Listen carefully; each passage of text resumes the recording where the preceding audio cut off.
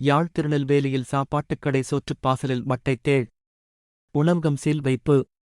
கடந்த வெள்ளிக்கிழமை திருநெல்வேலி பகுதியில் உள்ள உணவகம் ஒன்றில் மதிய உணவு வாங்கிய ஒருவரின் சோற்று பார்சலில் மட்டைத்தேள் காணப்பட்டதாக பொது சுகாதார பரிசோதகர் ப. சஞ்சீவனிற்கு முறைப்பாடு ஒன்று கிடைத்தது. இதனையடுத்து சனிக்கிழமை குறித்த உணவகம் திருநெல்வேலி பொது சுகாதார பரிசோதகர் ப. சஞ்சீவன் இனால் திடீர் பரிசோதனைக்கு உட்படுத்தப்பட்டது. இதன்போது பொது சுகாதார பரிசோதகரால் முன்னர் வழங்கப்பட்ட அறிவுறுத்தல்கள் எவையும் பின்பற்றாமல் சுகாதார சீர்கேட்டுடன் உணவகம் இயங்கி வருவது அவதானிக்கப்பட்டது.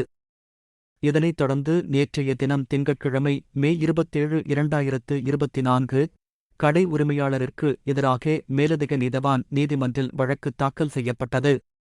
வழக்கினை இன்றைய தினம் விசாரணைக்கு எடுத்துக்கொண்ட நீதவான் உரிமையாளருக்கு 45,000 ரூபா தண்டம் அறவிட்டதுடன் கடையினை திருத்த வேலைகள் முடிவடையும் வரை சீல் வைத்து மூடுமாறு பொது சுகாதார பரிசோதகருக்கு கட்டளை வழங்கினார். இதனையடுத்து பொது சுகாதார பரிசோதகர் ப. சஞ்சீவனால் குறித்த உணவகம் இன்றைய தினம் சீல் வைத்து மூடப்பட்டது.